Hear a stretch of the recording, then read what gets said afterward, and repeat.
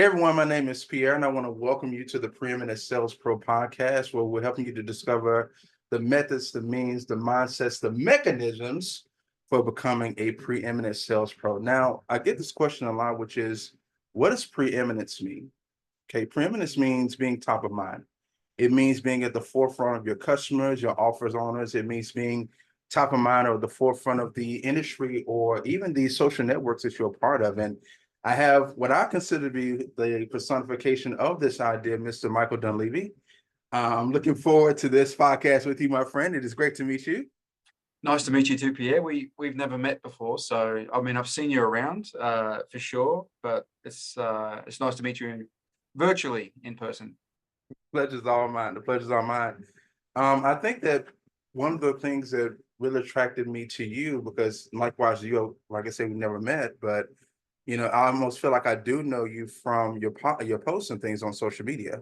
Like one of the things that really caught my attention with you was when you started talking about not only selling a different way, which we'll get a chance to talk about, but it's when you talked about self-preservation, Mhm. right? I think that was the one thing for me that's like, I had never considered that. There are lots and lots and lots of sales programs and methodology and things like that, trainings on mindset and a whole lot of other things. But the idea of I want to be able to make sure that when I get into a realm, when I start selling, I want to make sure that it's the way I want to be, Yep, right? So can you walk me through, if you don't mind, like sure, I think I'm kind of getting ahead of myself. Like, could you tell us a little bit more about you, and then we'll go into that. sure. I'll answer your question first, and then Yes, ask away in terms of what you want to know about me. But yes. regarding self-preservation, anything and everything I do, both when I am selling Mhm. and also in the teachings that I do with my students, which is just a reflection of how I sell. I mean, if I do it, Mhm. if it works in my world, I teach it. There's no disconnect between what I do and what I teach, but Mhm. it runs through two filters, Mhm. everything. Firstly, it's got to work. It's got to be effective, number one. If it doesn't Mhm. work, what's the point? Mhm. But beyond that, I need to like it. And Mhm. that's the self-preservation part you're referring to, in the sense that I need to like how it makes me feel. I need to like who I become and how I treat people and how I allow people to treat me on the back of that. And the reason for that is, firstly, I don't want to live a life where I'm doing stuff that I hate or becoming a person that I despise or, have my soul, going in a bad direction. But even beyond that, if those things are in play, I'm not going to keep doing it, or I'm going to become a poor caricature facsimile version of myself, which means others will make decisions about not wanting to work with me. So Mhm. that's why I run it through those two filters. It's got to work, of course, but I've got to like it, because if I don't like it, I won't keep doing it. And if I don't Right. keep doing it, well, there's no self-preservation. I Right. burn out, or I get jaded, or I become a poor version of, a high performer, and others make decisions on me. So that's why I value it. There's a lot of stuff about the sort of caricature, typical sales approach that, I have identified with in a past version of my selling career. And Mhm. I didn't like the way it made me feel, or I didn't like Mhm. the situations I put people in, or I didn't like, Mhm. if I were to imagine a third person who I respected overseeing me on a call, I couldn't say with confidence I would have been proud of what they saw. Mhm. Mhm. When you become a caricature like on a call, or you're applying a lot of pressure, or hardcore objection battles, and I just don't want to live life that way. And fortunately, I've found slash created a way of selling that none of that bad stuff exists, and I like it and it works. So therefore, I want to keep coming back for more. So there's the self-preservation element. Yeah. Yeah, very much so. I mean, I was watching your social media, and you were actually teaching your strategies to kids in a classroom, where I was like, I wonder how many sales processes they can put in a kid's You know what? classroom. You know what? You're right. A week ago, I went out to my son's class, Hmm. and today, 2 hours ago, I went to Hmm. my daughter's class. I went back to the same school. My daughter's 2 years younger. So Hmm. last year, I went out to my son's class, and they're all 7 and 8 year olds. Mm. Today, like literally 2 hours ago, Mm. I went to my daughter's class at the same school, and they're all 5 and 6 year olds. Uh-huh. trying to explain the world of sales and how a sale works is very different to 5, 6 year olds as it is to 7, 8 year olds. But we had a lot of fun. We did some role plays again, and we had a lot of fun. The last thing I did in kindergarten were graham crackers and naps and juice. Yeah. We certainly never talked sales. When I was primary school, we never talked sales and business. I would have loved a father or a mother to have come to our school who had gone down the entrepreneurial route or business owning route, or negotiation, persuasion, communication, whatever you want to call it. I would have loved to have been exposed to that world. Yeah. So much. Have you gotten the honorary title of uncle yet? Like Uncle Mike? What, at the school you mean? Yeah, at the school. No, no one's called me that, but I don't know whether you saw my follow-up post. So what happened was last Wednesday, I went out to the school and did the presentation on the work that I do. Right. 2 days later, same class, I went back. There's a rotating schedule. Parents come out and read to the kids. It was my turn.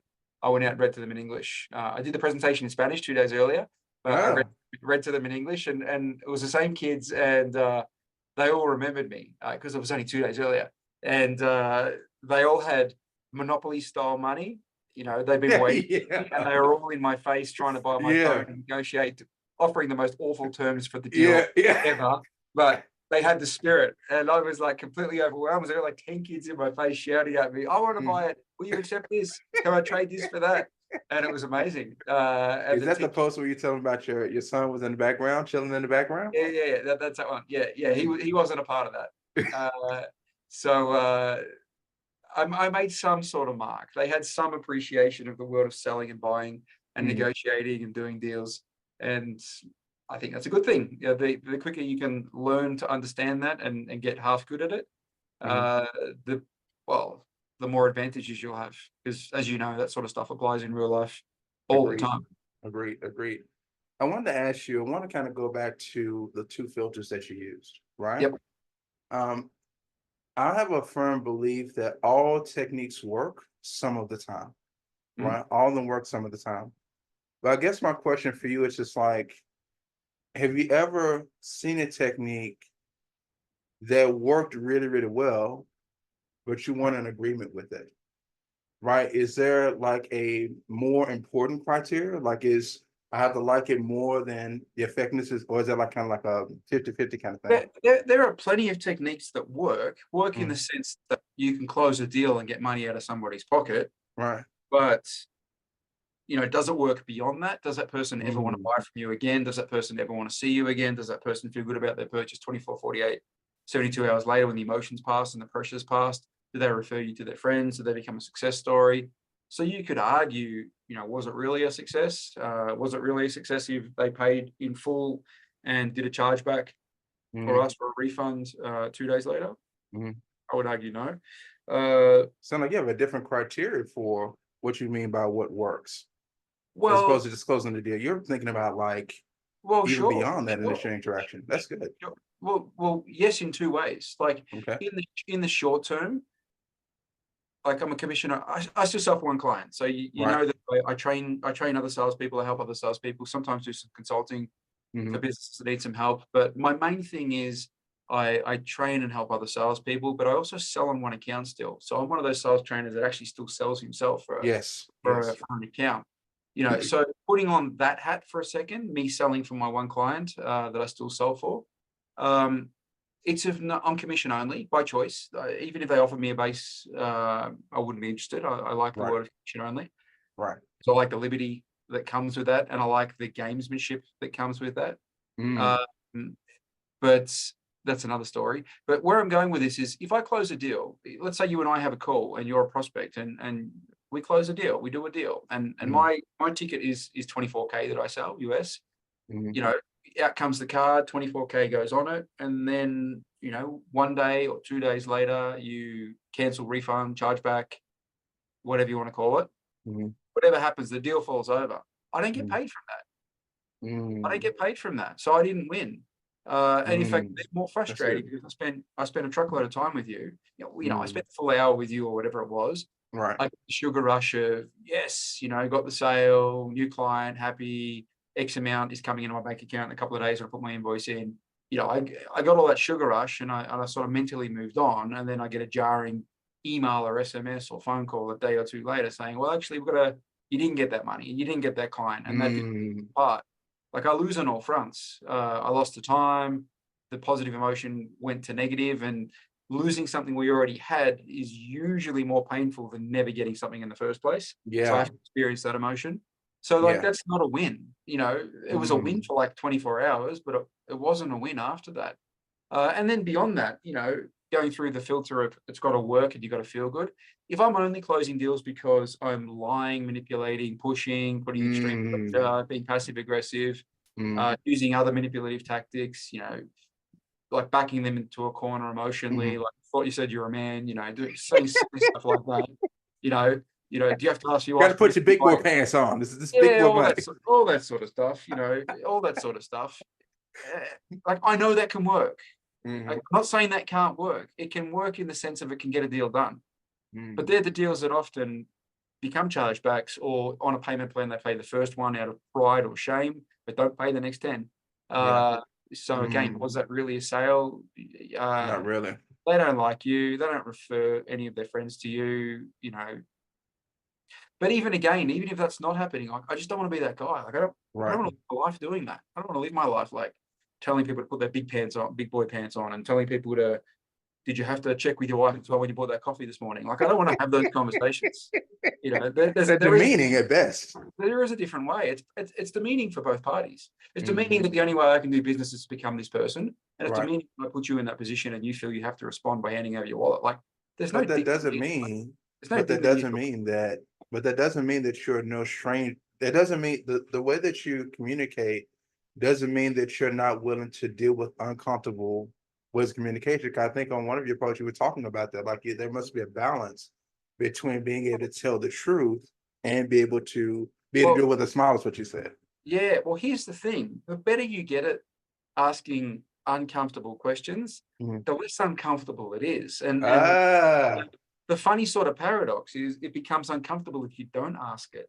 That's when you've really got to the other side, because it becomes uncomfortable if I don't ask you about it. At the start, it becomes uncomfortable to ask you about it, because you go through the whole emotions of, I might upset them, it might be perceived as rude, they might be offended, they might not like me, people like me can't ask people like that these sorts of questions. You go through all those sorts of emotions. Right. But when you reorientate the goal of your call to make the other person feel heard and understood, and then to find out the truth as to where they're at and what makes sense as a next step, when you reorientate everything towards that, as opposed to, I'm a sales savage and I'm going to crush you with a, one call close piff. When you reorientate your call towards that, and then understand how to ask those questions, it becomes very easy. And then you build up a body of work, verification that this works. And the conversation opens up, you get great information, they warm to you because you're gaining credibility in their eyes, because you're a guy that is able to make them feel a certain way and make them realize certain things and have certain epiphanies and moments of clarity. They place a value on that, and they recognize you're the guy that basically created that situation. So they start respecting you more. And then the conversations just get better and better and better. So, then when a moment comes up where, like, there's an elephant in the room, I can't not ask it. So it would be totally incongruent with everything else that we're doing right now. I'm here to understand you and your world and your truth and where you need to go. And I see an elephant behind you. What? I'm not going to mention it. I got to mention it the right way. I just got to do it the right way. Do you feel that? I know you mentioned. Do you feel like that being able to ask initially uncomfortable questions, getting good at that, is that more about getting into repetitions, or a completely different way of thinking, or a little bit of both? Well, what's an example of an uncomfortable question? Well, an uncomfortable question could be potentially like, how much money do you have available in your bank account? Having a conversation about money, or let's say a person does have that's an easy question to ask. Yeah. How would you ask that question, if you don't mind me throwing it back on you for a moment? Okay. So I see what you're doing there. I stopped talking to Patrick about you, by the way. What do you sense that I'm doing? I remember it was I like the bit of contention, a little back and forth. Yeah. I like to be a bit of odds. I think it's because you're boxing. I think it's boxing background, right? But if I Just the was last, asking it, yeah, yeah, just the last 10 years. Yeah.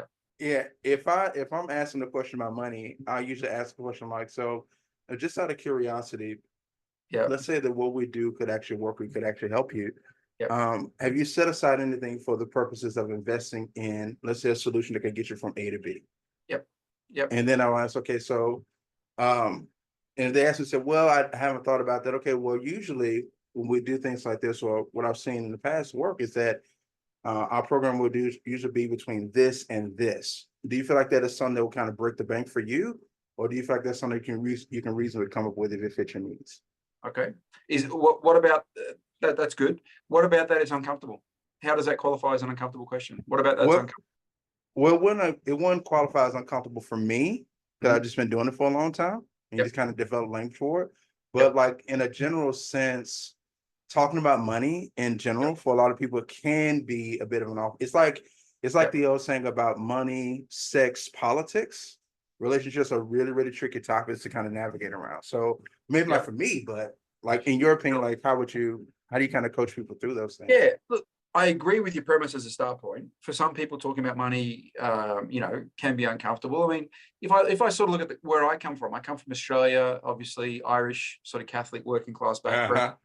That's a classic class of person that is Uh-huh. uncomfortable talking about money and success and things like that. True. I've come from that world, and I've had to reorientate myself for all Mm, sorts of reasons. Main reason being self-interest. It wasn't really serving me to hold certain mm, views that I had, or withhold talking about things that are important. Money is important. Money is a yes. tool that enables everything, basically. Mm, So how can it not be important? And if it's important, then why the hell don't you have some degree of comfort of a relationship with it, in terms of understanding it, speaking about it, talking about your challenges with it, your possibilities with it, asking for help with it. I mean, it's not in your best, in my view, it's not in your best interest to kind of pretend it doesn't matter, or pretend it doesn't exist, or pretend it's not polite to speak about it. There's a way to talk about it. I find sort of over the top flexing, a bit grotesque, a bit unnecessary. There are certain contexts that can be okay, that makes sense, but what do you mean by over generally, the top flexing? What does that mean?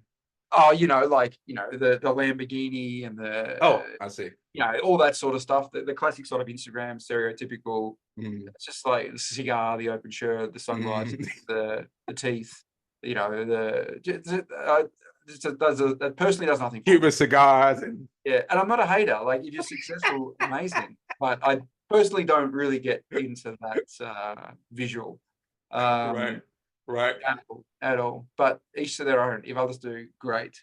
I'm not sure why I went off on that tangent, but We're we talking did. about like the difference So, between so look. Okay, so if you're going to ask something uncomfortable or mm, personal, or something that could be received or perceived as those things, mm, because to you it might not be, but you're like, well, this isn't about me. The question's going to this person. It's more about mm, them. It's them, not me. There's exactly. a chance they may find this risque, or Mm, confrontational, or uncomfortable in a nutshell. I mm, mean, there's a couple of things you can always do when you're dealing with an potentially uncomfortable situation. okay. Permission is a big thing. So, Mm, softening and nurturing language is a big thing. mm, Making them feel in control is a big thing. Making them feel they can tell you no, or I don't want to talk about that. The negative of what you want them to do. mm, Giving them permission for that. Killing any elephants in the room, telling them what you're going to do, and giving context as to why you're doing it. When mm, you bring all those things to the table, and you deliver it in a way that they feel your intent is is good, not bad, in the sense that, oh, this guy's setting a trap here. I can feel this as he's setting a mm, trap. They're not feeling any of that. You're in trouble if that's what they're feeling. mm, Expect resistance, expect them to close up, and they should. It's not safe for them, to be honest with you. You're right. setting a trap for them. Mm, But if they feel your intent is good, your intent is based on curiosity, understanding them, maybe helping them, pointing them in the right direction, collectively getting clarity on where we really are at and what we really can do from here. If they're sensing all those sorts of things, and you deliver it in a way that takes into account all the things I said a minute ago, you mm. can pretty much ask them anything. Do you feel that? Do you feel that when it comes to being able to change your beliefs, because you mentioned it a bit earlier, you came from a Irish Catholic background, Australian background. Yeah. You said that you had to reorient yourself, change your beliefs around money. Like, Mhm. how did you go through the process? Because I would imagine there's still people who have their own sets of limiting beliefs. You want to make sure that you're creating for yourself a way to kind of get rid of those. Yeah. Look, I think the first question you want to ask yourself is, does the belief that I currently hold, does it serve me? Is it serving me? Mm, And if the answer is no, well, then the next question becomes, well, does that bother me that I'm carrying a belief that doesn't serve me? mm, And if the answer is yes, then I guess, does it bother me enough to actually do something about it, even though it might be uncomfortable to do something about it? mm. And if the answer is yes again, well, then you move into solution mode. Okay, well, how can I fix this? Ah, How can mm, I fix this? Who do I need to speak to? What do I need to learn? Who do I need to surround myself with? You're in solution mode now. You're in how right, mode now. right. But that's the start point, and you can reverse engineer that to do it with someone on a sales call. You can take Exactly them right. through. That's what I You had can to take say. That you it sounds like your criteria. It can you sounds can, exactly like your you can take criteria, my them friend. through. Yeah, you can take them through that experience on a sales call as well. That's good. That's good. So That's that's good. how I personally do it. And holding certain beliefs about success, about wealth, about money, ultimately it didn't serve me. It kept me thinking and acting small. It kept Mm, me with a really low ceiling. It kept me poor, or poor by Western standards. I live in Guatemala, Latin America. I'm not going to right. say, poor in this part of the world is very different to poor in Australia. Exactly. I just didn't want to do that. I didn't want to live that. And I realized a long time ago I didn't want to be an employee. Hmm. So I had to develop, new ways of thinking and new skill sets and new mindsets and new abilities and new tolerances to risk and new relationships with failure. Failure is another good one. We're conditioned through school and through society that, failure is often a bad thing. Um, Mm. Whereas through entrepreneurship and building businesses and things like that, I mean, it's just part of the journey. You just don't repeat that particular mistake. You know, Very true. you Very learn true. from it, you build on it, and you keep moving forward. You know, so in order to become who I wanted to become, ultimately, I had to make changes. Yes. And it's still a work in progress. I'm not going to say I'm the finished article. I don't think anybody is, but that's the way I look at it. Do the beliefs do the beliefs or behavior or both that I currently, hold or do. Um, is it serving me? Is it Mm. congruent with who I want to be or who I want to become? And if the answer to that is no, well, then you go on that little Time to journey, change it. figure out, because just because the answer is no, doesn't mean that it's enough to change. Like, the juice has Mm. got to be worth the squeeze. So, That's true. would I like to come to Memphis where you are based? Yeah. Hmm. But that doesn't mean I'm going to buy a flight tomorrow. Like, I don't want to come. I don't want to come that much that I'm going to cancel my agenda tomorrow, pay $1,000 to come Gotta go tomorrow. see the Elvis house. Let's Exactly. go. So wanting something and then actually doing it are two separate things. I like that. You Wanting know, something and having the desire to do completely different things. I like the fact that your process for changing your own beliefs actually mirrors your process for how you evaluate your sales process and stuff like that. I think that's really, really clever. I like the congruency about that. I don't think yeah. a lot of people have that. Um, you What effect? mentioned, What that congruence allows you to be in a position where you're not asking your prospects, who might be going through a challenging moment on the call, might be having realizations that, like, oh my God, everything I thought was true is a lie, or I went left when I should have gone right. Now I'm 10 years behind. Oh my God, like, you might, depending on what you're selling and what the conversations, mm, where it's going, you may be on a call where something like that happens. I've been on calls like that. I'm sure you have too. yes. Um, so if something like that is playing out and you're guiding them through, potential mental frameworks to move from problem state to solution state, you're not asking them to do anything or go through anything you haven't done yourself, or you wouldn't do Yes. yourself, or you wouldn't do with a loved one if they were going through something. So there's a congruency Mm, and a credibility there that I think on some level they sense. They sense that. Again, if you're generating good intent on the call, they sense that. Like, it feels safe to go on this sort of journey with journey Michael, with you. because he's truly helping me have realizations and clarity that I never saw coming. And oh my God, my world's changing right now. Do you feel that a lot of the training, education in the world of sales is creating more people who are doing more of the character thing or more of the true to yourself kind of thing? That's a big question. The short answer is I don't know. And the reason I say I don't know, I haven't gone through every sales training. I don't know what their agenda is. Of course, I see the marketing of the famous ones in our industry. Um, you know, it appears that most of them, what were the two categories again? Sorry. Either caricature, I know you used that word a bit earlier, and Yeah, actually being true to self. that's a good question. I don't know. The short answer is I don't know. And I think, this is one of the things for any sales professional or up and coming sales professional. They have to get really clear on their criteria, Mm, and their values.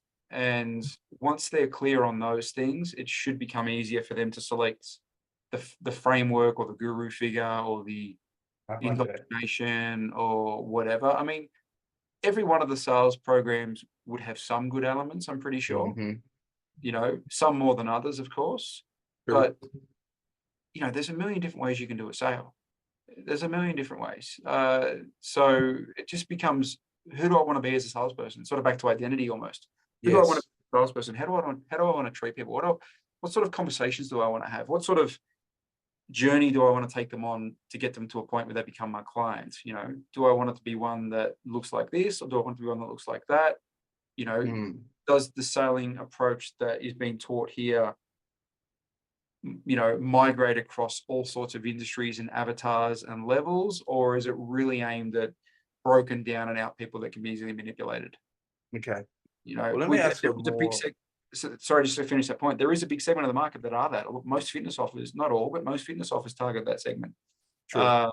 And I sold fitness for 10 years, so I know that work very well. Yeah. I know that selling style very well.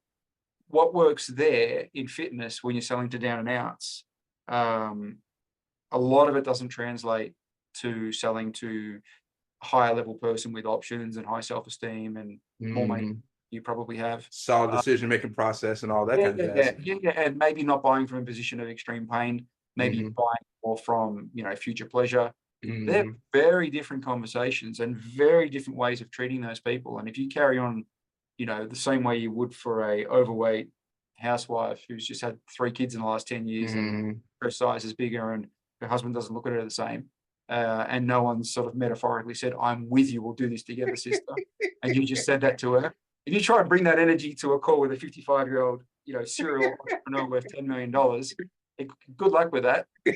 See how long that call goes. Unless they have single mom, got 3 kids in 10 years, right? Well, Uh, maybe there's always exceptions, but as a general rule of thumb, you're gonna have to apply very different energy, very different journey, very different questions, very different, just very different everything, basically. right. I think that well, let me ask you a more specific question to the question I just asked, which is, what is a salesperson?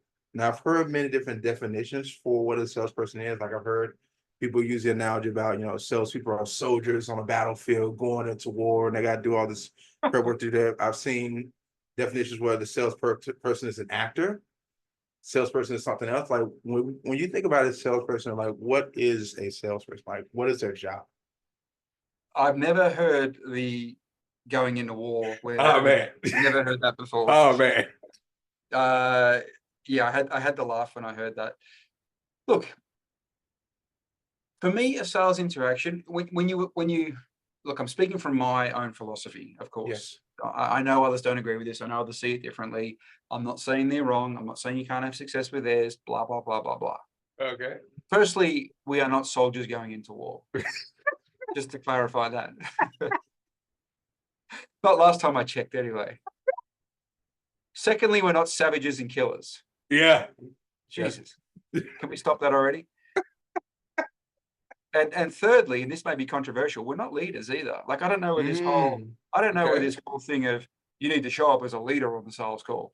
You need to be the leader that they need right now. I don't know where that came from. So I I'm don't making know. you get kicked out of that. I don't subscribe to any of that. Each to their own. I'm not saying it can't work, blah, blah, blah, but I Hmm. don't subscribe to any of that. Look, to me, this is two adults having an honest conversation. Hmm. One's probably got a problem. The other probably or possibly has a solution. We have an honest, well-intended conversation and we see if we can find some common ground. And if we can, we probably do something together. And if we can't, we part as friends. When you look at it through that lens, sales gets really uncomplicated and it gets really non-combative and it gets really collaborative. So that's how I see it. So your job is to hold up your end of the bargain, which is to be somebody that can facilitate, facilitate's a keyword, you're a facilitator, I like that. That's good. an honest, well-intended conversation, knowing that it's their journey, not yours. It's their decision, not yours. It may be that we can help you based on where you're at and where you want to go. It also may be that we can't or we shouldn't. Mm-hmm. They're all on the table. So let's just have an honest, well-intended conversation and we'll land where we land. And I'll be okay as a salesperson either way. And I can't be expected to carry the burden of worrying or caring more about your future, if you're the prospect, than you do yourself. Mm-hmm. I mean, what does that say about you if me, this stranger you've never met, who speaks to 10 of you per day, cares more about your future than you do? What does that say about you? Vested interest. I mean, it's just unrealistic. Why would I care more about your future than you do? I can't. And if I did, I'd go insane because imagine carrying that burden. You know, if I speak to 10 peers per day, statistically, I close 5 of them, but the other 5 I don't close. I'm carrying the burden of not making the 5 I didn't get every day's life so better. Well, guess what? I do 50 calls a week. I don't, but for the sake of this example, I do 50 calls a week. 25 of them become sales, 25 don't. That means I'm carrying 25 peers every week. And then there's next week. And now I'm 50. Do you think I'm going to the mental asylum if I keep doing this? Talk about taking your work home with you.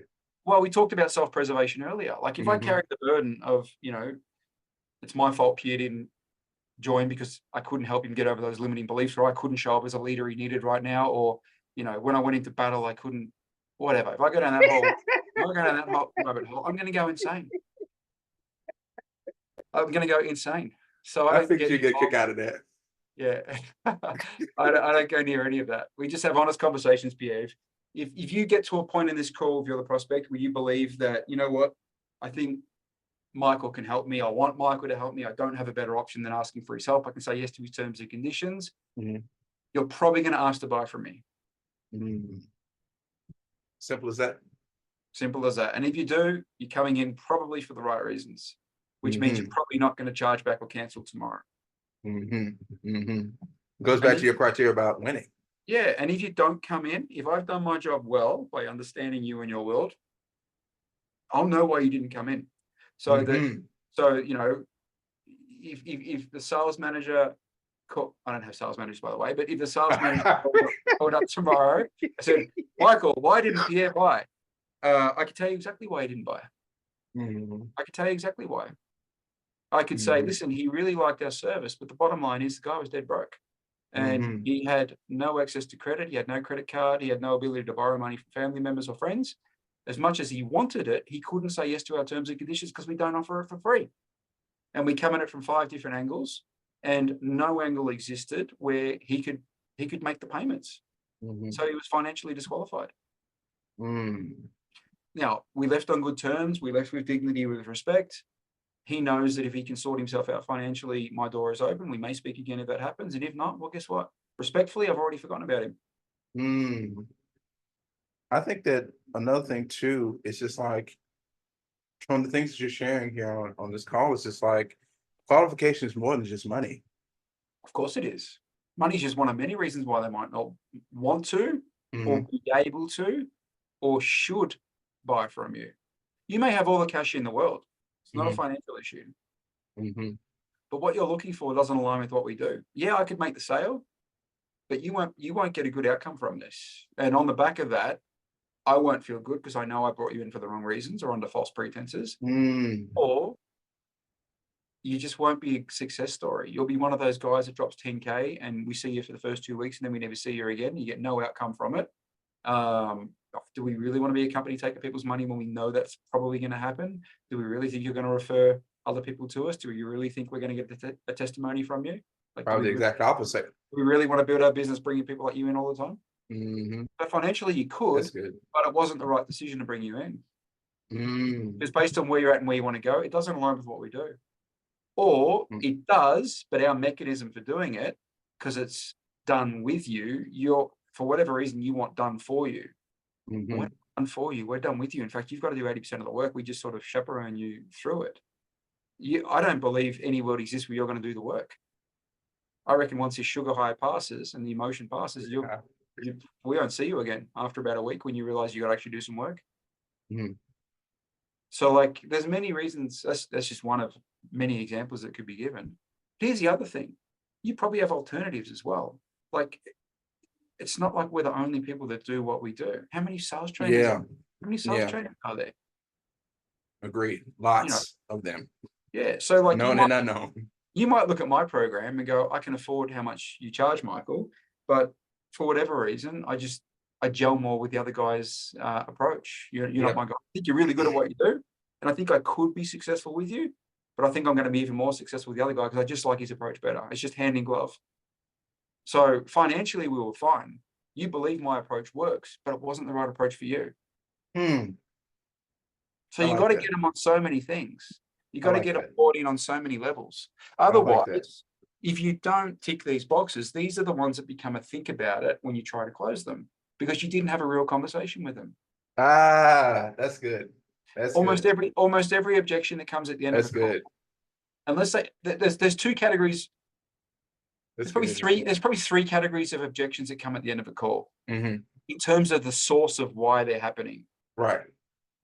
Number one, and by far the most common, let's say 80-90% of the time, is because you didn't have an honest conversation with them throughout the earlier part of the call. You didn't ask them real questions. You didn't get real answers. You didn't stress test their answers beyond surface level. As a result, you didn't get the truth. They were being polite. They were nodding along. They were withholding certain things, and you're all best friends. And then you tried to close them, and they know that if they keep being polite, they're going to have to get their credit card out. And they've already decided they're not going to do that. So guess what? Other conversation gets real. Yep. That's the main reason. And the other reasons can be they intentionally lie to you. Like from their end, for whatever reason, like you did a great job, but you're just dealing with somebody that's really good at lying. And for whatever reason, they were doing that. And the third one is just confusion. Like both parties got confused. Your questions maybe weren't clear. You misunderstood an answer, and there was just a confusion. I see. But by far the most common one, and the one that we can do most about, is the 80-90% where you didn't have a real conversation. Why? Because you didn't ask them real questions. Because most salespeople, not all, most salespeople don't know how to ask real questions. I think that kind of leads into my next kind of thought. It's like your difference between selling on principles versus selling on scripts themselves. Like I remember looking at a post of yours, and you were like, I can get on an offer and be ready to sell it in like a couple hours. And I remember looking at it, I was like, I don't know very many people who can do that. I'd say more often than not in our world, there are exceptions. More often than not, in minutes, not hours. How do you do that? Well, easy. So we can role play now if you want me to show you how I do it. Well, let me get my role play gloves out. No, I'm Steve. But here's the thing: when you understand fundamental principles in play, they all apply to every selling situation. So what I mean by you understand why people buy. People buy for the same reasons in any selling situation. It doesn't matter. Sorry about these. I'm like, is that me? No, I'll keep my hands down. Balloons and now thought bubbles? I know. Are all your calls like this, or is this a bit crazy? No, this is just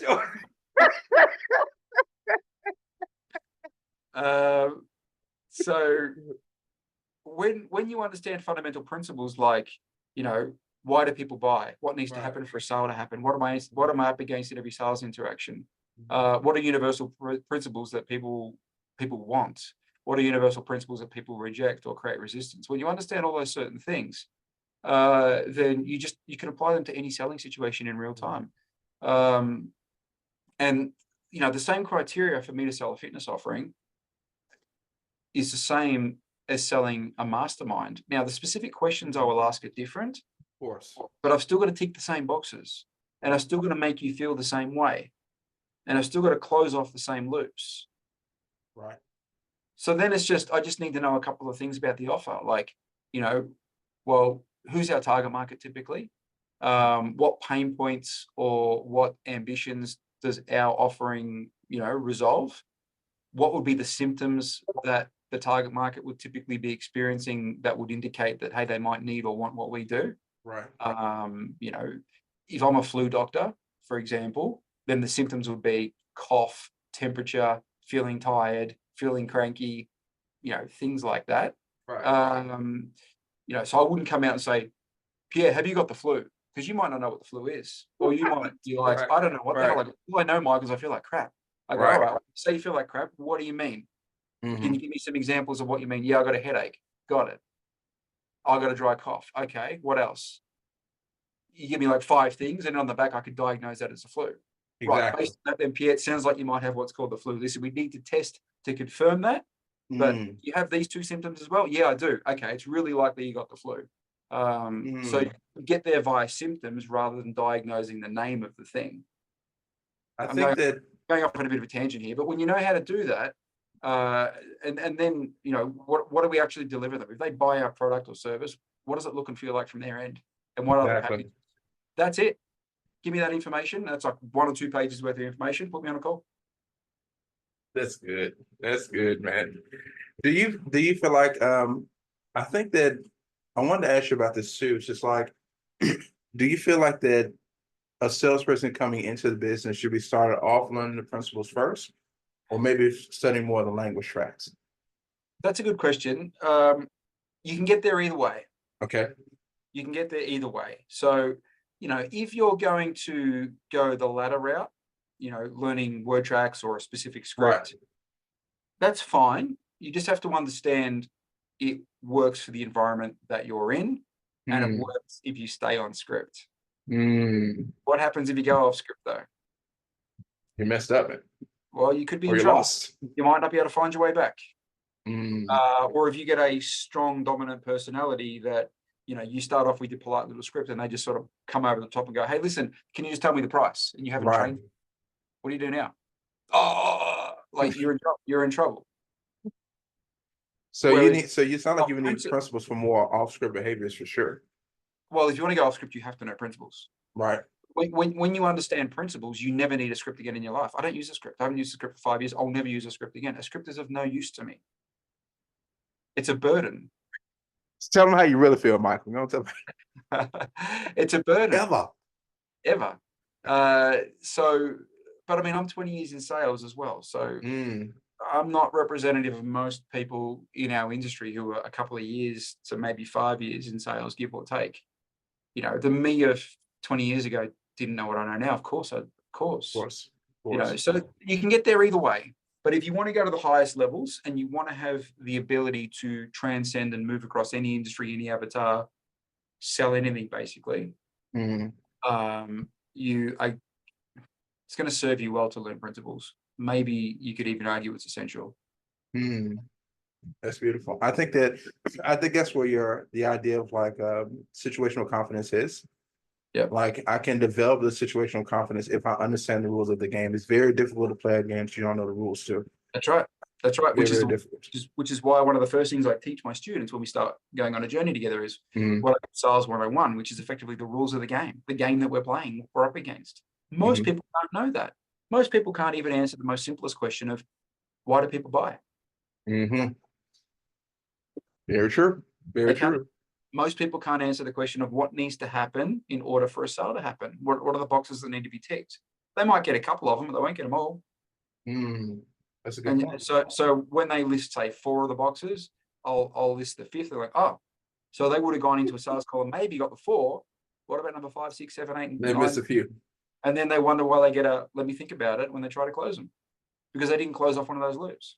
Do you feel that?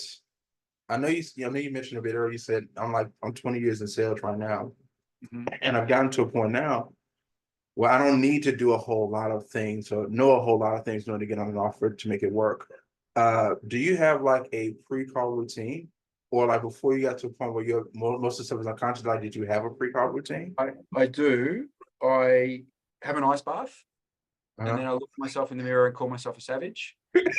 And then I pick up the phone and place the call. I have no pre-call routine. I just make sure that my settings are right. I knew it. I knew it. I knew it. I no pre-call routine. Look, the only thing I do is if I'll review the notes, but only for like 3 to 5 minutes, in the sense that if it came via a set call or a triage call, I'll review those notes. I want to have some idea who I'm speaking to, of course. If it came via an application or some other way and we have, notes, I'll review the notes. I want to know who Pierre is and why he's booked the call and what his background is, because that's going to formulate my first bunch of questions. Yeah, sure. But that's it. I don't need to get into a headspace or listen to music or amp myself up or have a Red Bull or anything like or Parachute jump. Or watch a Grant Cardone video or anything like that. I just turn up and I'm present and away we go. No rock music, man. No rock music. No, no need for that. Remember what I said earlier? What my philosophy of my sales call is? It's just an honest conversation between two adults. You've probably got the problem. I may have the solution. Let's just have an honest chat, which will be based on me asking you questions. Asking questions is the foundation of my selling approach, not pitching, persuading, not getting you excited, not metaphorically holding your hand saying, I'm with you, brother, let's go on this ride. It's asking questions the right way at the right time and pushing back, challenging, expanding on your answers until I feel we have the truth and we have clarity. And when that's in play, it should become clear what our next step needs to be. It may be for you to buy from me. It may not be. We'll deal with that when we get there. I was gonna ask about that because I've heard you mention it before, like not leaning on persuasion, but isn't what you're doing persuasion? It's self-persuasion, though. What's the difference you feel like? Because persuasion, well, I isn't it? guess there's sort of external, like you responding to me, and then there's internal, where maybe I create a situation where internally you feel empowered or a yearning or a calling or whatever you want to call it, but it's coming from you. Do you feel like there's a difference? Like there's a different methodology for creating self-persuasion as opposed, like give me an example, like what you consider external persuasion as opposed to maybe internal persuasion. Like a demonstration of that, like, do you feel like that? Well, external is you agreeing with my premise. Okay. Internal is you having a realization and then deciding on a course of action. It's like saying yes versus. Exactly. And that's why I like no-based questions over yes-based questions. So if I said to you, this is going to be a really bad, crude example, but I got an iPhone in my hand right now. If I said to you, terrible device. Pierre, this is I'm going to go like awful pitch right now. This would be terrible intentionally. Pierre, this is a great iPhone. It's amazing. I'll give it to you a special price. Don't you want to take it? Yeah. Oh, yeah, all right, Michael, I'll take it.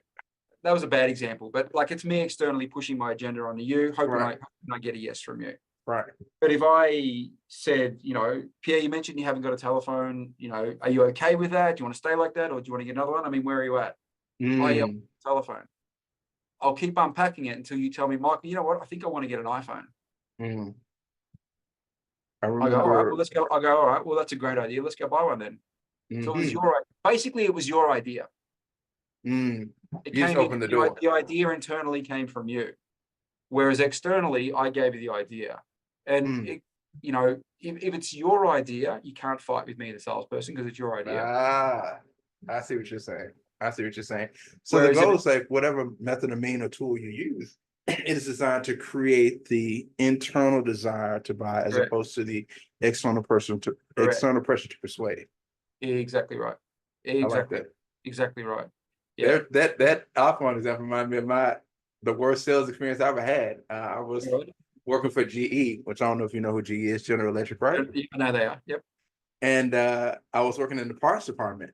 And the first interview I had, she was like, sell me this pen. And it was a big pen. And she said, just have all the time you need and I'll be back. And I was literally on the phone on Amazon trying to find that exact pen, trying to talk about how good the pen was. Because I didn't understand what she was. I'm like, what do you mean sell a pen? Like, just go get another pen, right? And Yeah. I remember trying to do that demonstration with her, and I finally had ran out of things to say, and I said, "That's it." Did you get the job? I did. Right. Right. But I I've remember the look on her face. She was like, "Oh, okay, that's it." I've never had the infamous "sell me a pen" question in an interview before. I've seen a lot of different ways to handle it. It's a it's a bad question, but it's a fun exercise. Agreed. Yeah, Agreed. it shows. I mean, obviously, it's designed to showcase the way you think and act, as opposed to, you know, selling them the pen per se. So there's a lot in that. You know, most people would hold up a pen and go, "Oh, it's a beautiful pen. It's a That's this, that, exactly this, you know, go into the whole that what I thing." did. The external, what we talked about a minute ago, I'd hope they say yes. I wouldn't do any of that. Oh, the first thing I'd do would be ask them a question. What would the question Oh, be? that's a good question. I'd have to think about that. But I mean, you're putting me on the spot right now. But if I was a GE, massive multinational company worth billions of dollars. All right, let's do it. Hold up the pen, and you're representing GE, big multi-million-dollar company. Cool. So I'm going to play into this. But remember, you saw a post I did the other day. I like having a bit of cheekiness and fun, and Yes. going risque if I can as well. I'll probably bring a bit of fun to it. Okay. Ready to go? So hold up the pen and ask me the question.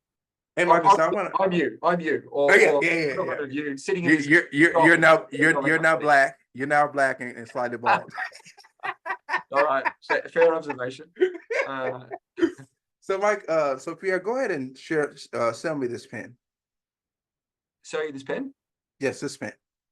Pierre, I have to ask. I hope this isn't too direct and too rude, but are you asking me you, the owner of, or you, the representative of multi-billion-dollar company?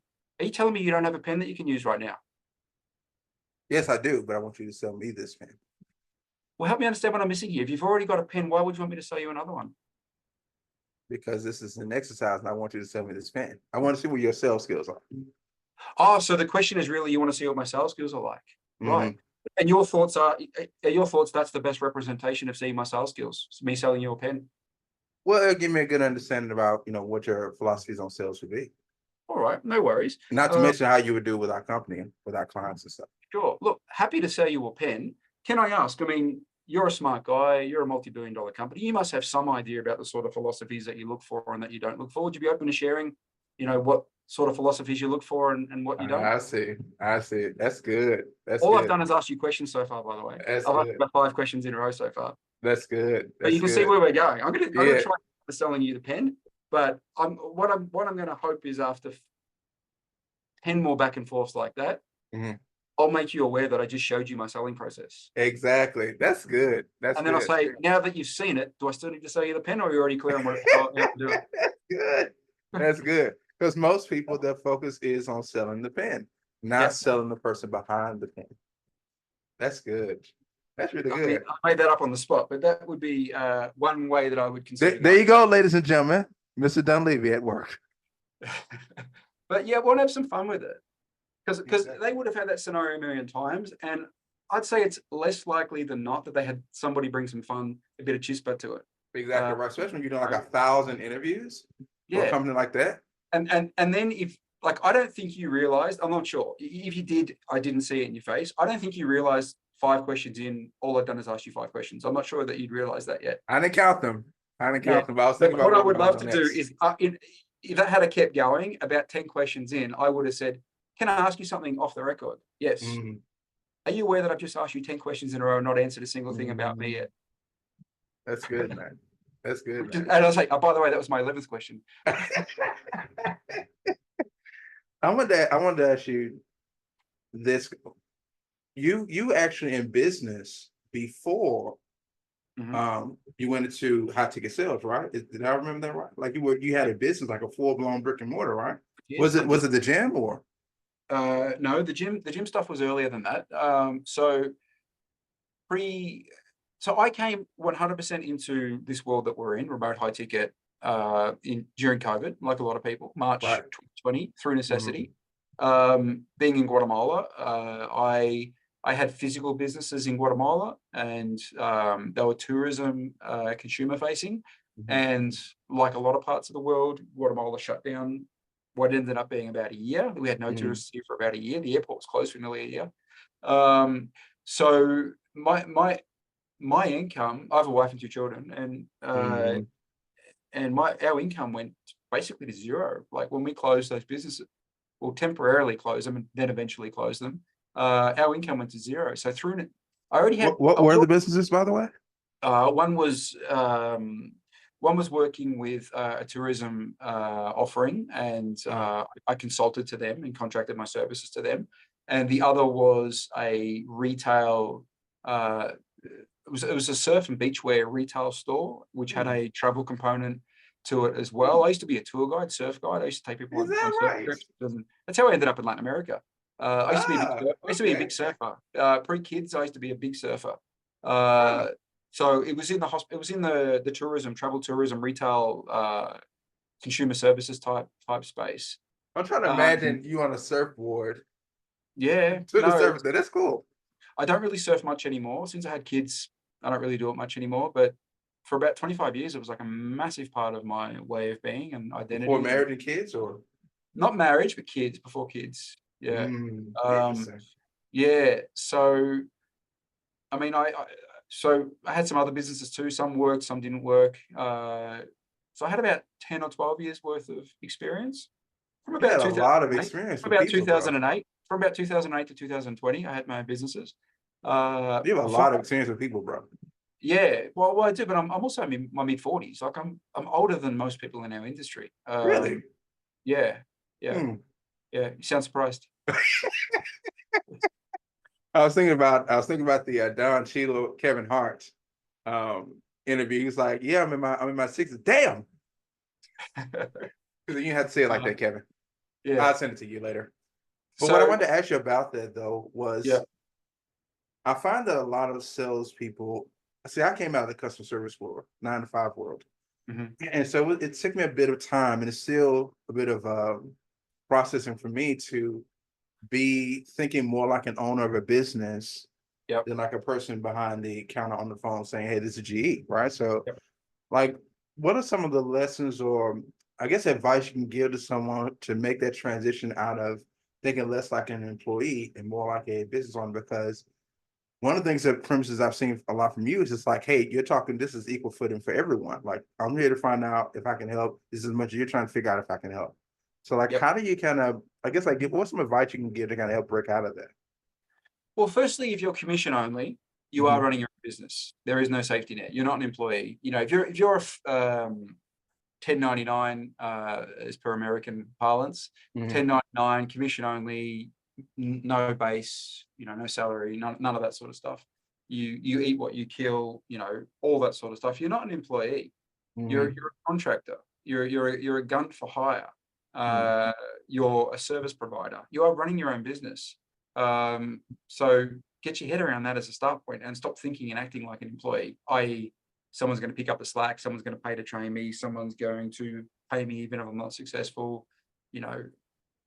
Doesn't work that way. It's not going to serve you at all. So that's one of the reasons why I like the commission only thing, because it's congruent with, service provider, partner to a degree, in the sense that we share the revenues, we share the spoils of the revenue when the sale comes through.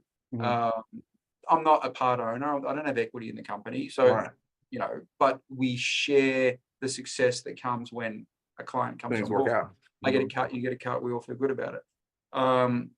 So, if you're going to come into this world of 1099 commission only, like, you have to, it's going to serve you to quickly move away from an employee mentality, which most of us have or had coming in, because we were conditioned that way, and we probably work for some other people and get accustomed to that. I had to change my mindset.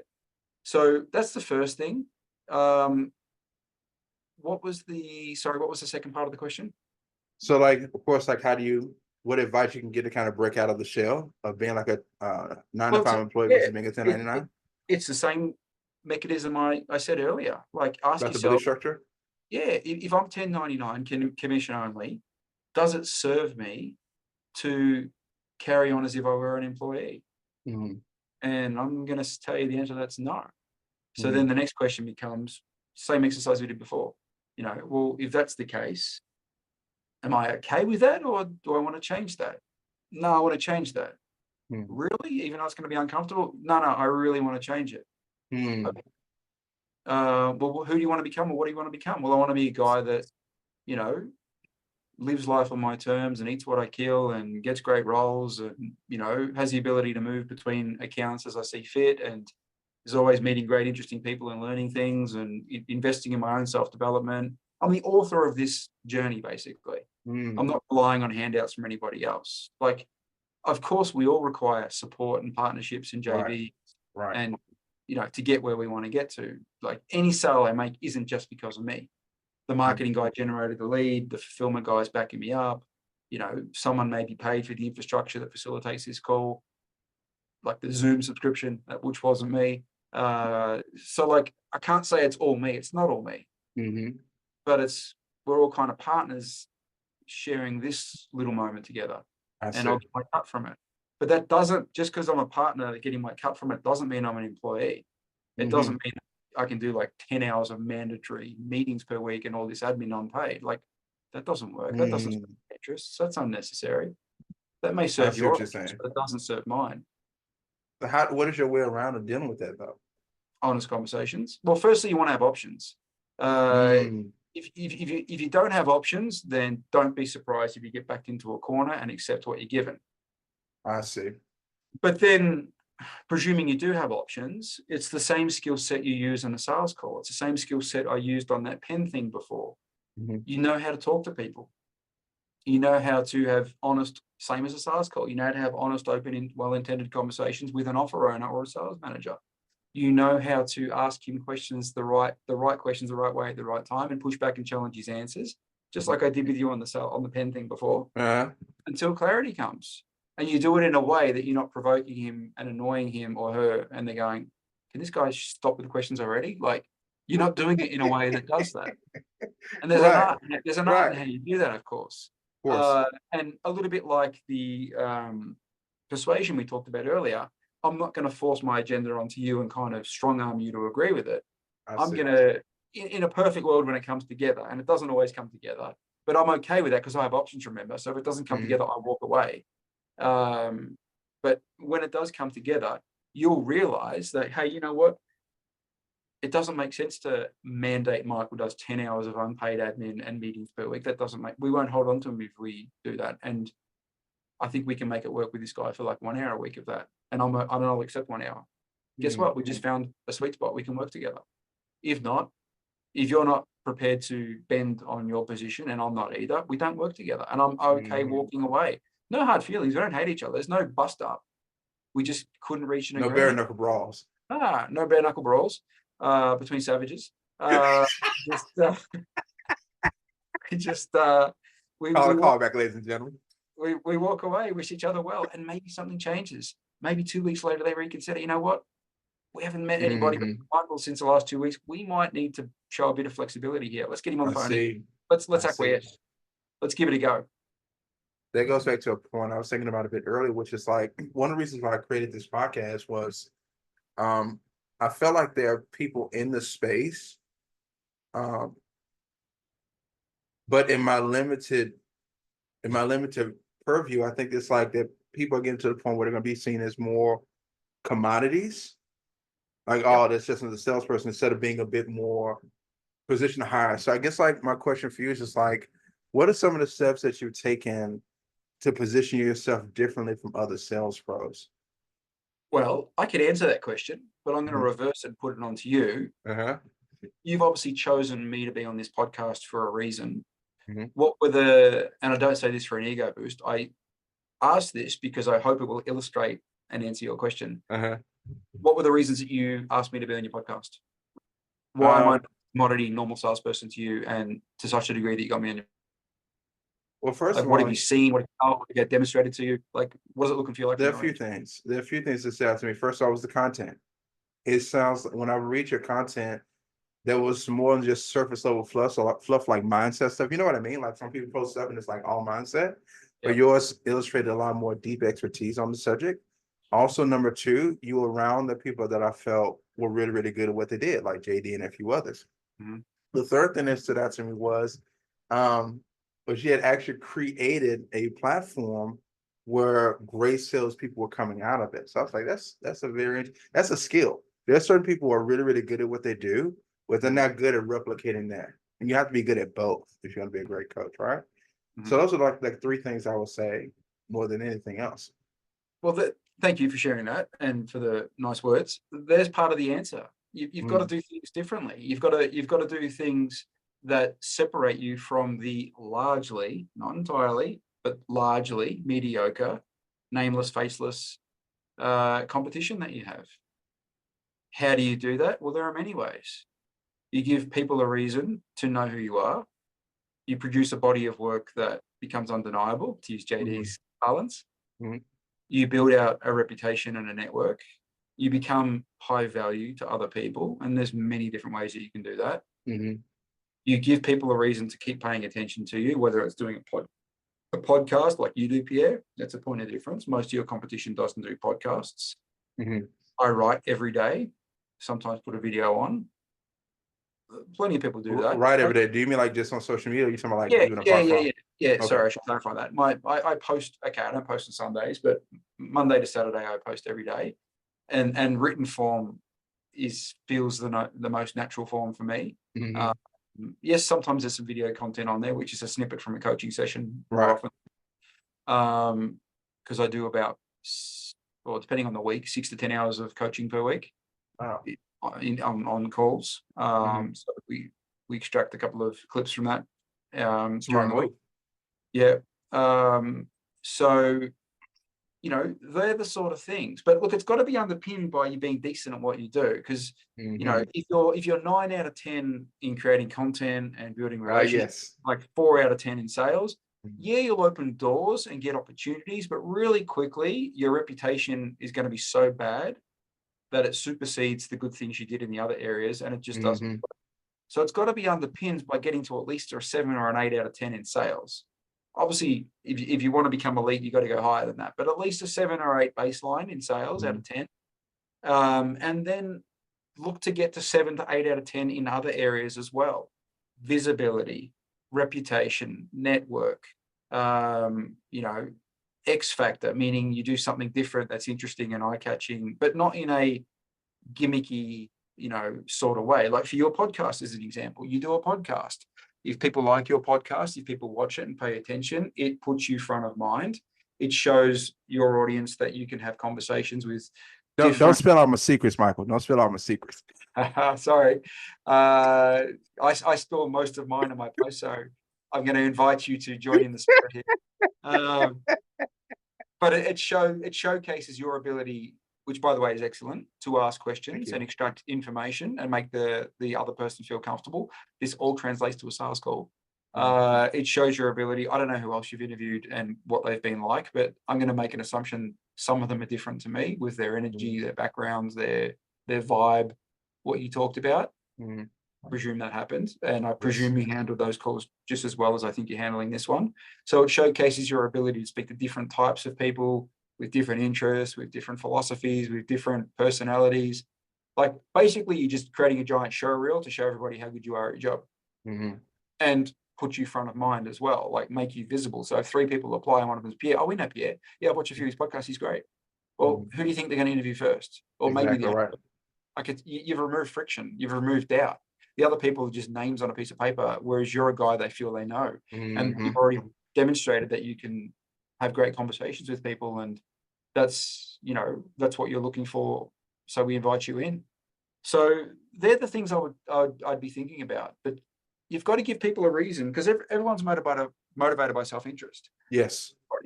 including me and you. So Fundamental principle of sales. yeah, yeah.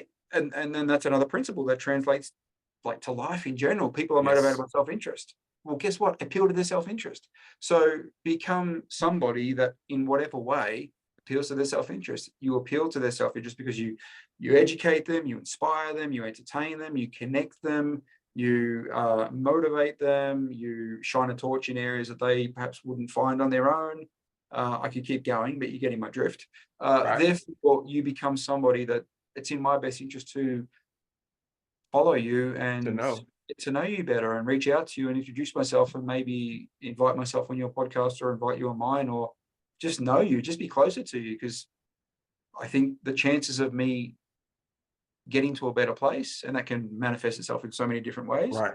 feel higher if you're in my life, if you're in my world. Very true. If you're 1 degree of separation. So I want to have you close.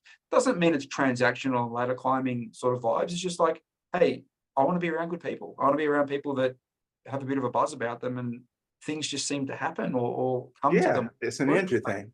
It's I'd like definitely to an think energy I'm thing. becoming that person, and I want to be around like-minded people. And who knows where we'll land, but life just feels more exciting if Pierre's in my world. Like, you wanted to subconsciously come to that conclusion. Convey that. Yeah, it's the difference between tooting your own horn, going back to your persuasion versus being able to come to realizations. Yep. It's easier for people to realize, oh, this is a good person to be around, versus like, I am the best thing ever, and you should know who I am. 100%, which ties in with what I said at the start of the call about not liking the whole Lambo flex with the cigars, and like, that's just there's nothing. Put it this way, there's nothing in it for me. Exactly. Remember I said about self-interest before? I look at that and there's nothing in it for me. Exactly right. Exactly right. Feels like a barrier, it feels like a barrier is being created, and I'm sort of being talked at, or where it's not, you're not really inviting me into your world, or like having a bad teacher. Closer. Yeah. And like, I'm not anti-success, I'm pro-success, and I'm pro-celebrating your success in whatever way you want. But there are certain ways of celebrating it or showing it that inspire you or invite you in. And that, for me personally, that doesn't do that. But I know it does for other people, and that's fine. I'm just not their target market. I know you talk to a lot of business owners. As a matter of fact, I've heard you on numerous podcasts talked about how much you enjoy selling to their world and how many things you learn, and some of the things that you're looking to get into as a result of being in some of those conversations. What are some of the biggest lessons you've learned from being around these super successful, like, I know you think yourself like Peter Diamandis or something like that, right? Like, what are some of the things you've learned from being around them? Peter's my client. So the one person, do you know who Peter is? Are you familiar with Peter? Yes. Yep. Oh, yes. X Prize, like, I think his is like Bold and a few other things, right? Yep, Bold Capital. Yep. So I sell his A360 Abundance 360 program, which is a year-round mastermind for super high-level entrepreneurs, CEOs, company founders, that type of person. And that's depending on the tier. Most of my sales are 25K. Some are 10. We've got an entry-level 10K virtual program, and we've got a 45K VIP program, and we've got a 70K standalone product, which is a dedicated trip in September or October each year. I focused on I went on that last year in New York. Interesting. That's a cool trip. So do they do like the whole private jet thing? They just like shuttle you guys to another place? Oh. Yeah. We flew from Boston. So it was a 6-day trip. The first 4 days are in Boston. The second 2 days are in New York. And our hotel in New York was, I think it's the Orient, something Orient. It's right on Central Park. It's flash. It's like super flash. We flew private from Boston down to New York. That was pretty cool. I had never flown private before, so that was pretty cool. That was a lot of fun. But look, you're not gonna get your own jet? No, not yet. Not yet. I did fly first class to Nashville commercial a couple of weeks ago, but that was an upgrade. Completely different, isn't it? I did a post on that. I actually got upgraded. But that was a whole nother story. Is it really different? Is first class and private completely different? Yeah, they're different. Yeah. Which one do you prefer better? Private or? Do I really need to answer that? Is it not obvious? Yes. I want you to answer that. If I told you private, what would you think? I'm like, yep, that's exactly what I was thinking. Yeah. Well, there you go. Great minds think alike. Oh yes. Did you notice I didn't actually tell you my answer then? Yeah, I did. I let you discover the answer, and then I agreed with your answer. Like, you're absolutely right, smart man. Yeah. That was by design, by the way. So I sell that program. Look, firstly, it reinforces that the fundamental principles are the same in selling across any platform. If I'm speaking to a CEO or whatever, I've sold fitness, as I've said a million times, for a bunch of years, the same fundamental principles are in play. They buy for the same reasons. Just the specific questions I ask and the way I talk to them and how I handle the energy I project, the frame I create is which different. Which you would do with anybody, to be fair. Yeah, of course. But the principles are exactly the same. you know, and of course they're real people. Of course they buy emotionally like everybody else does. I've had them cry on calls. Mm. You know, I can think of a couple of examples What, of they're not robots? no, exactly. Yeah, this whole Unemotional robots? this whole perception that some people still have that, you know, B2B or selling to large corporations or selling to ROI based sales where it's about the number Yes. on the spreadsheet is not Mhm. emotional. It's all logical. I mean, that couldn't be further from the truth. Absolutely true. Because it's not about what the number is, it's about what the number means to the person that Exactly. interprets the number, and that is emotion. Yep. So they're just the same, and these people are often, you know, strong personality types, type A personalities, D on the DISC profile. But if you know how to handle that type of personality, they're putty in your hands. They're I putty in your see. hands. So I love selling to them because they're very interesting conversations. I always learn something. I'm always inspired because they've almost always done amazing things that I just am inspired by, or I learn from, or see or hear something that I never thought of before. It's like, oh, that's a world I've never considered. More often than not, they're very nice people, very respectful people.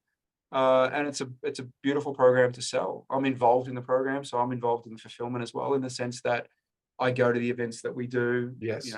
so I mingle with these people and get to know them, which reinforces that I have to sell to them in a credible, non-cringe way, because I'm going to see Yes. some, Yes. like, imagine if I had to use like super cringy tactics and Yeah. I said Yeah. you're a man, you know, and then I spent 5 days with this person in person. Like, can you Mhm. imagine? So Awkward. it reinforces I have to sell them with integrity because I'm probably going to see this person. I like that. I like that Not to account. mention you'll be around his friends, right?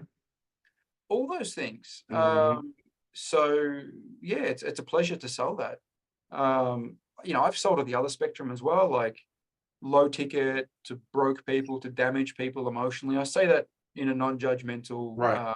non patronizing way. You know, people that have People come come from a different come side of the from a tough tracks. spot, people that have come from a Mhm. tough spot, economically, emotionally, so you know, whatever reason. And I've sold to those people, and I found it very rewarding for different reasons, and Right. it's great. But I did my time doing that. I don't Right. really want to go back to that. It was great, but I like having these higher level conversations now because it's just more, for me, it's more interesting and stimulating, With and the tickets are much bigger as well. Peter, did you get a chance to get the position with Peter through live events? Or was this kind of like through the So online spaces that we typically yeah, visit? about 3 years ago, it was actually advertised. So I'm a huge advocate for like not relying on advertised positions. It Uh, doesn't mean you ignore them, but mhm. a better strategy when you get really good and you're really ambitious. Going Mm. back to what we said earlier about separating yourself from the competition is to build Right. out a reputation and relationships and networks and I you don't know how I know missed that one. I'm sure there's like thousands of people that probably applied to that. To no. Oh, So it was advertised on Facebook. It didn't uh, say the name of the account. I did I see. it wasn't anyway, but it was like, you know, a high level mastermind program for high level entrepreneurs. It was general language like that. I see. But I I thought that see. sounds interesting. And the guy that was contracted by A360 to find what became me. Mhm. Um, I looked at it, but it was kind of vague. It was a vague. Mm. It's interesting, but it was vague. So I Right. wrote. My friend requested him and wrote to him on Facebook. Started a conversation with him. Him and I went back and forth for a week. He Wow. he moved the guy's called Mike Zeller. He's based in Nashville. I actually met him in person for the first time 3 weeks That ago. name sounds familiar. There's a post on my wall where I tell the story, show a photo of Mm. me and him. So I'd never met him in person, but I actually finally met him, bought him dinner, and thanked him for what became a friendship between him and I, and what changed my life by getting that That's account. awesome. But him and I went back and forth for about a week. He moved the call over to voice messages, not me, and that really upped the intimacy to another level. And Right. Right. anyway, about a week of back and forth, I still haven't applied for the job, and I haven't told him I'm going to apply. I'm just asking, I'd like to think, great questions that appeal to his self-interest and, you know, all those things. And after about a week, I said, Mike, I've heard enough. The role sounds really interesting. What are next steps from here? I'm interested. Mm. And then he said, great. Wow. He said words to the effect of, you know, not verbatim, but words to the effect of, great. I want you to apply, do this, do that, send it to me. You'll be the first guy we interview.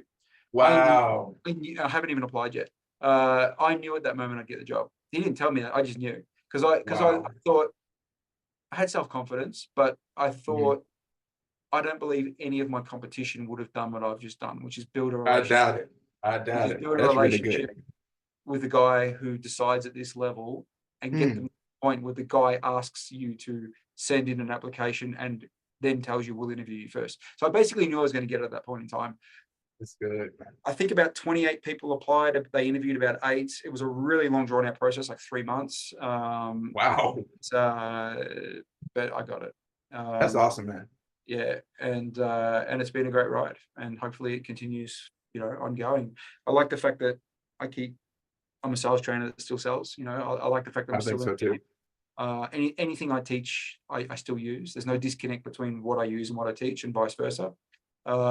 So that's important to me. That gives me. I'd like to think that gives me a credibility that is important to me. Do you feel like that you'll ever get to a point where you'll just do the training and not sell? Maybe, but not yet.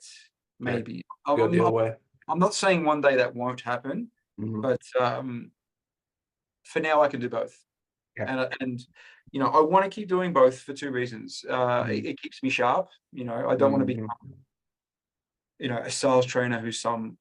I'm not saying I'm a legend, but who's some old sales legend. But let's be honest, he has to talk for 10 years. The Yoda in the forest. Yeah, I kind of. I mean, maybe one day I become that, but I want to push that off as long as possible.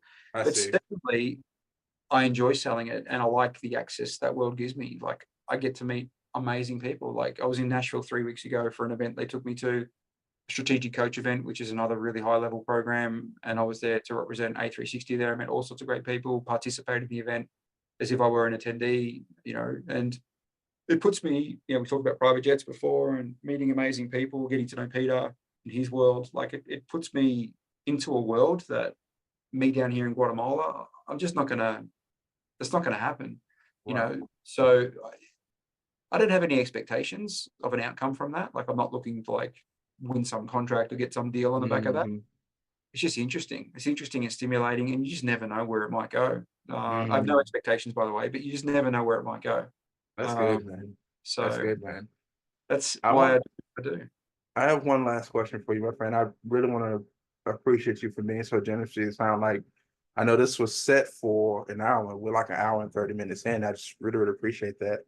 Um, but what I want to ask you is just like I want you to imagine that, there's a sales pro kind of in the middle of the journey and they're kind of stuck. And they're trying to get from being like everyone else to being like me in a position like you, being able to talk to people who are more intellectually stimulated, people who are on a different part of the world, different side of life. Like, what words of encouragement could you give them? Maybe some words, some parting words of advice. Yeah, I mean, that's a good question. Where to start? Firstly, you got to get good at sales. We said this earlier. Like, Mhm. you got to get a really, really solid baseline in your ability to conduct sales. I know that's stating the obvious, but if you're Is going there to, is there like a measurement for how you know if you're at that uh, point? it's in a quantifiably way, I don't know, maybe you could make one up, but Mhm. anyone who's half decent at sales within a couple of minutes will have a reasonable understanding of your level. And it's based on the questions you ask. Fair You know, enough. it's based on the questions you ask or how you respond to my question. Like, if I intentionally ask you a prickly question, like, show me this pen, if you go into like, firstly, if you freeze up and can't answer it, that's a red flag. It's not a deal killer because, you might be, I'll give you one chance, Hmm. go and regroup. I'm going to come back in 5 minutes. Don't freeze up this time. Otherwise, I'm going to have to think you're a freezer, you know? Yeah, yeah. So anyone who's half decent, Lost your savage and siders. you're going to have to win the respect of people that are half decent to climb up to where you want to go. Mm, They're going to be able to work out really, really quickly just on speaking to you for 5 minutes. Based on, as I said, the questions you ask them, mhm. how you make them feel, how you respond to questions that they ask you. Just sort of running those metrics, just in more of a qualitative way rather than quantitative way, they're going to be able to work Mm. it. So instead of like this like number, just this feel. guy doesn't cut it Mhm. yet. He's not there yet. But for most people, it's learnable. For most people, it's like anything, get clear on who you want to become and where you want to go, and Mm, then uh, figure out the best way to get there, which could be aligning with a person, mm, could be aligning with a group, could be learning certain things, could be coming in at a lower entry level role, but getting into the right environments around the right people and then learning from them and then gaining their trust and respect. And they may invest in sort of coaching you and helping you come mm. up. There's many different pathways in terms of how you can do it. Yes. Uh, but I think the start point is to get clear on who you want to become, identity. Who do I Mm, want to become? Like, do I want to be a guy or a girl who is always having to persuade and pitch and convince and manipulate people in order to get a sale? Russell at the back. Um, Mhm. am I okay? And I'm not going to say, I'm not going to pass judgment. For some people, that's the path, and no Mhm. worries. Uh, you know, that's fine, but that doesn't translate up.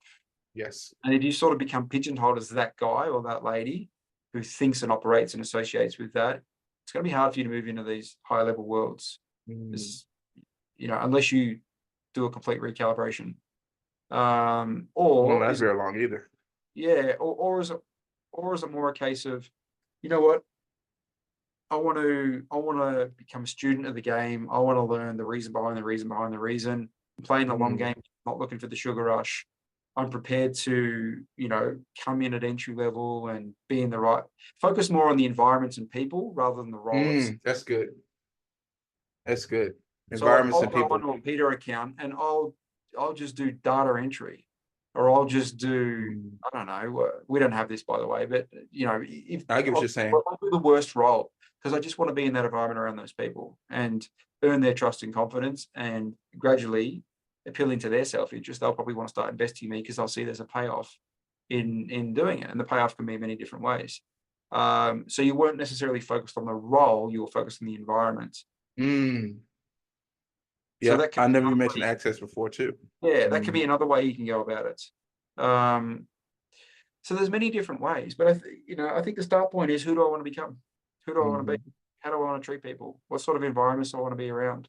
What sort of conversations do I want to be having? What am I prepared to do? What am I not prepared to do in order to get a sale? Mhm. How do I want to be perceived? What energy do I want to project? Mm. How do I want to make the other person feel? Um, That's where, good, man. where do I see this sort of, but whatever choice I make, what happens next? Mhm. You know, Mm. sort of you want to be thinking about these sorts of things, and then once you have clarity on who you think it is you want to become and whatnot, well, then you start going, well, where are those people, or how do I Mm. want to become that, or who's somebody that is that I can model myself on and maybe get closer to, or That's what beautiful. program is tailor made to create that sort of person. Like if you want to become a great public speaker, one to a wild you guy. If you Yeah, wow. Mhm. identify, I want to be on stage and close deals to rooms full of hundreds of people. Eli, why would you guy? Yep. Well, He's get the close guy. to Eli. Go and get close to Eli. Go and buy his program. He's your guy. Mhm. I'm not your guy for that. If you want to be that guy, I'm not your That's guy.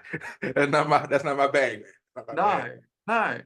No, no. And I could use examples of other trainers, but I'm not going to go through and list them all. Yeah, I was But just saying. whereas if you You gotta can I, choose who you want to can I be. make it about me for half a second? If you look at me and you're like, well, I like that frame of it's got to work, but I got to like how I feel. I don't want to be Yes. like doing the icky, manipulative, silly stuff. I want to Mhm. get to a point where I can ask the right questions the right way to like really high level people and you know make things happen with that world. Yes. That sounds interesting. Well, I might be your guy. And I then see there's what all you're saying. sorts of other people that might appeal depending again on who you want to become. Like I'm sort of making jokes about the savage thing and all that. It's a bit of a cliche, but look, there are people that don't say that ironically. Like be a savage, be a killer, crush every objection. Be a There, soldier on the battlefield of life. there are people that cater to that psyche. I'm not your guy if that's the case. I'm going to mock you if you come in with that approach. But hey, I remember, I worries. remember, I remember when I was I was watching True Sales Pro, and there was this lady uh that she ended up kicking out of the group because she was like, she was in that, well, I can close and this, I'm really, really good at what I'm doing. You just like, you didn't even acknowledge the people who gave you answers to your questions. Oh, I remember that. That was about a year ago. Yeah. Hmm. Yeah, that was terrible. She came in and you could just tell by the way she carried herself, she was low level. We've Hmm. all been low level. We all start somewhere. There's no hate, but there's a Yeah, problem with low level and just unself-aware or exactly. non-self-aware, and you're arrogant and dismissive Yes. of others. That's when it's a problem. Being low level is not a problem. Hmm. I've been low level. We all start somewhere. Hmm. The other things were the problem. And I was polite. I gave her a few chances to Hmm. redeem herself, and she actually got worse. So she Hmm. had to go. Yep, I remember that. And I was like, whoa, I kind of actually forgot spicy. about that. I actually forgot about that. Yeah. I remember that. I remember watching that conversation and just watching her like kind of dig her own grave. And I was like, man, like you could have just, just changed a little bit. Just been like, hey, I understand, my bad. Let me go ahead and try to fix it. But it's like she just kept going into it. Well, with humility and self-awareness, you invite people to help you. With arrogance and lack of self-awareness, you push people away. Exactly right. She pushed me away. Hmm. I gave her chances to redeem herself. And she doesn't have to. She can do what she wants. Right. But it's my group. I can do what I want as well. So I kicked her out. This is my house. I can set the table however I want. That's right. Yeah, it goes both ways. You can do what you want, but so can I. Exactly right. So this is the moment where I kick you out. Mhm. So And goodbye. yeah, and whatever. I'm sure she doesn't think about me, and I'd forgotten about her. So uh, we, You forgot about her. we move on. Right. Yeah, this has been a long call, Pierre. I didn't know you were getting me for an hour and a half. You've opened me up. I didn't know I was gonna have you for an hour and a half either, Michael. How did you find the call? I enjoyed it. I really, really did. I think that all the things I wanted to know that I wrote down in my secret diary of questions that I was going to ask Mike, they got answered, which is really, really good. You did your But also, research. You did your research. I'm impressed. it's easy to do when you find people that are interesting. I mean, I'm sure you see this, very, very often in your own profession, right? People that you find interesting it's like when people make the joke about, I don't know if it's a joke, but this idea is like you have no interest in it outside of money, and you're trying Yep. to compete with someone who just loves what they do. It's Yep. just like it's no contest. You can't do Yep. it. Yep. Can't do Yep. it. And Yep. so for me, it's this case for me. I enjoy talking to really, really clever, I, people. So there you go. I can see you love it. Like it's noticeable in a good way. You can feel. We talked about intent earlier. Hmm. Sort of transmission of intent. Hmm. As the person that's just been interviewed by you for an hour and a half, like I can feel your intent is good. Your intent is curious, is positive, is I want to know things, or show me a different way, or challenge me, or like that's a great start point. Like to me, they are massive prerequisites to get to what I consider the highest levels in what we do. Oh yes. Others may see it different, but based on the criteria that I apply, like they are some big levers to pull. I think that first of all, I would love to have you back on again. I don't know if your schedule permitted, but you're a very, very busy man. Will it be another hour and a half? I don't know, Michael. It just may be. Or be We'll happy to see. be happy to come on again. We'll see. Well, first of all, thank you again for being on here. It's been an amazing, amazing time. I look forward to talking with you again. And now, as always, you guys, you know, being mediocre only scales incrementally, but being preeminent scales exponentially. So I look forward to talking with you guys again. Bye-bye.